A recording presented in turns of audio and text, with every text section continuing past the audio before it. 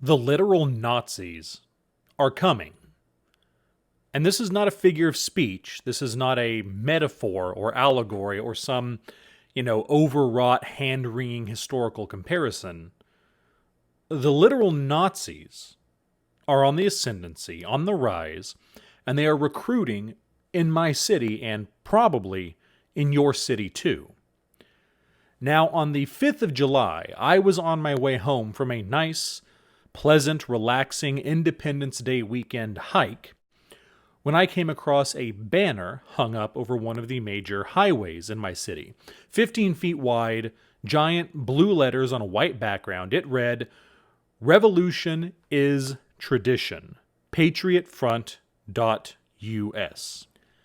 Now, to the average person, that probably seems pretty benign. I mean, revolution is part of U.S. tradition, and Patriot Front doesn't sound all that sinister. But what the Patriot Front is, for those who have even the slightest peek behind the curtain, is a white supremacist, neo-Nazi, fascist movement who believes that revolutionary violence is the only way to overturn our Jew-controlled government and restore America to the proper state of a white nation of the militant faithful.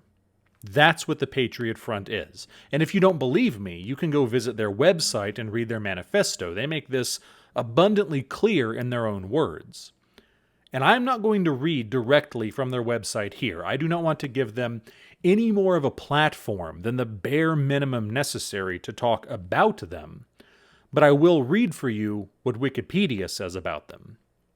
Wikipedia says, "The Patriot Front is an American white supremacist, neo-Nazi, neo-fascist, and American nationalist group which utilizes imagery of patriotism, liberty, and other widely accepted American values to promote its ideology. It is part of the broader alt-right movement. The group split off from Vanguard America in August 2017 in the aftermath of the Unite the Right rally." So when they say revolution, what they mean is race war. And when they say patriot, what they mean is white person. This is called dog whistling, which is a term you've probably heard before, but may not have had a full understanding of. Dog whistling refers to political terms or slogans or talking points that seem to have a benign and innocuous message on the surface, but to those in the know, they convey much more meaning. It refers to how a dog can hear the harsh, piercing sound that a dog whistle makes, but to the rest of us it sounds like harmless blowing noise. This is a common tactic used by propagandists all over the world to sort of draw common, regular people into accepting more extremist positions. You hook somebody with a neutered, sanitized, seemingly harmless version of your extreme ideology, and then once you have them agreeing with that, you pull them along incrementally, bit by bit, until eventually they end up believing in and affirming and supporting the positions of, well, in this case, fucking Nazis. And while this is nothing new, while we have always had white nationalist extremists in this country, they are invigorated right now. They are growing, and it's going to get worse before it gets better. So I think it would be productive to have a conversation about this so we all have a better idea of what we're going to have to collectively deal with in the coming months. And while for the rest of this, I'm going to be talking mainly about things that apply to my city and my region, I am sure that these same general plot threads are playing out in different cities all over the country, and probably in your city too. I live in the mid-sized regional hub city of Springfield, Missouri, and it does tend to lean more liberal, progressive left than the rest of the area around it. It's sort of a small island of blue and otherwise a large, hundreds of miles wide sea of red. And our community is fairly diverse by the standards of this part of the world, but despite that diversity and despite leaning a bit more liberal than the rest of our region, Springfield still has a painful history with race, as most cities in the country do. In the early 1900s, we had a fairly prosperous black community in Springfield. The town was seen as a sort of regional sanctuary for black folks amid these large stretches of rural and very unfriendly communities. But in 1906, that would all change very suddenly and very violently. A young white woman was raped by, as she described, two black men in masks. Soon after, the police arrested two black laborers who roughly matched the description given, at least as close as possible given the fact that the victim described her attackers as wearing masks. Now, these two men claimed to have been at work at the time, and their employer confirmed their alibi, that they had been working at the train yard during the time of the attack, and so they were released. However, during this time, an angry white mob was being formed, and the police quickly took the men back into custody in order to protect them. Within a few hours, the mob, now numbering hundreds and by some accounts over 1,000, descended on the police station, overpowered the officers, abducted the two men, and hung them in the town square, hung them dead from a scaffolding topped with a Statue of Liberty. Then, apparently drunk with some sort of racist bloodlust, they went back to the jail and broke out a third black man who was being held there for completely unrelated reasons, and they hung him as well. They then set fire to the bodies, and afterwards tore the burnt corpses to pieces and distributed the body parts among the crowd as souvenirs. So horrific was this act of terror that within days, most of the black population of the city had fled, fearing an outbreak of lynch mob violence against them.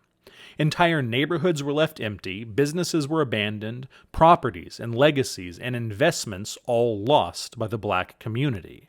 And despite there being literally hundreds or over 1,000 witnesses and an investigation conducted by the state government, nobody was ever convicted of the lynching.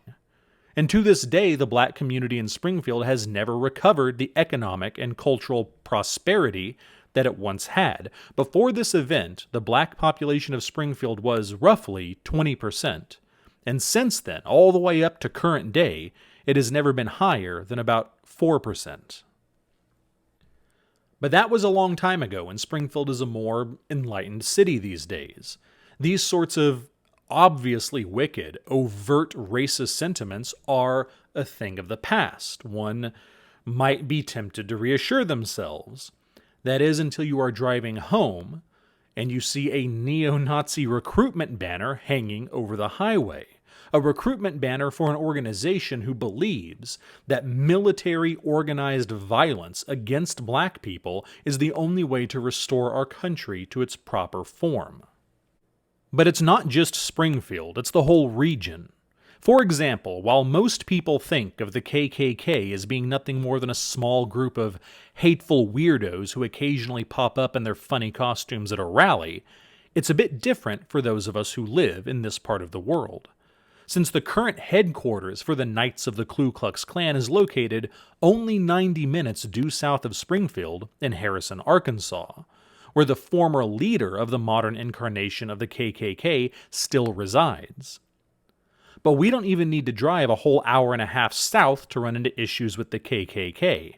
Only a little over half an hour away is the tourist town of Branson, Missouri, where the son and daughter-in-law of said former leader of the KKK have, for many years now, run a garish, Confederate flag-themed novelty outlet store. You want a Confederate flag coffee mug, bath towel, salt shaker, bikini? Well, they have it. If there is any mundane aspect of your home decor or personal wardrobe that is lacking a certain, hey, fuck you black people quality that you're looking for, well then their shop has you covered. Now, of course, the shop owners vigorously deny that this has anything to do with racism. It's just heritage, it's not hate, we've heard all this before. To hear them tell it, the fact that their father is the former leader of the KKK, the fact that they both participated in Klan events when they were younger, and the fact that the husband attempted to adopt a highway in the name of the KKK once, that is all purely coincidental and has nothing at all to do with them making a living selling the battle flag of the last great pro-slavery nation in the West, short-lived as it was.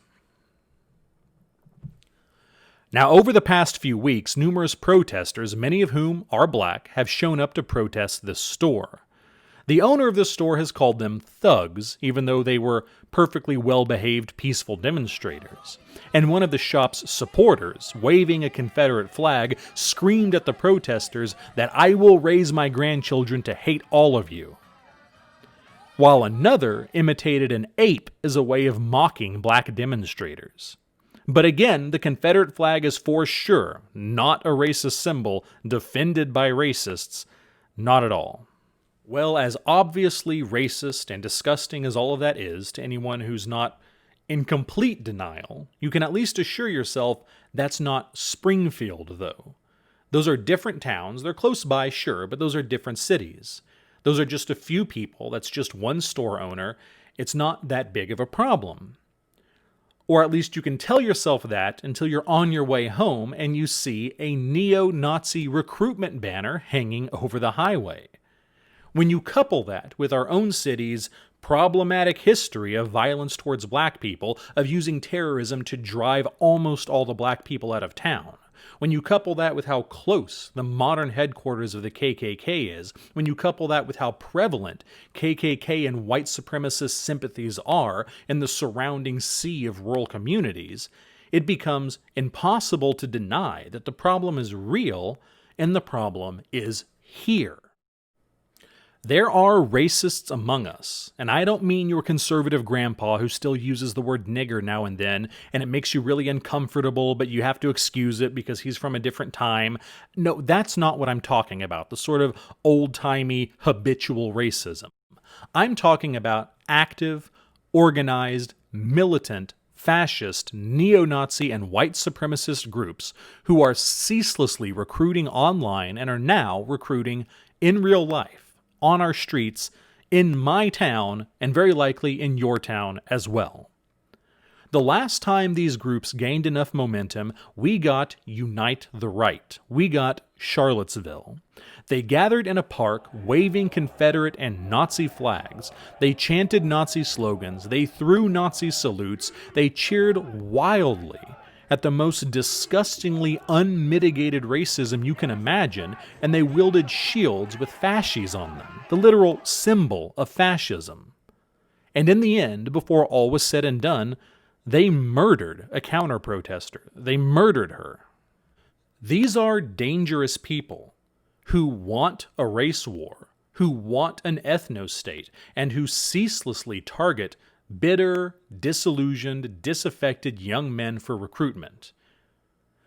We ignore these people or pretend these people don't exist, not just at our own peril, but at other people's peril as well.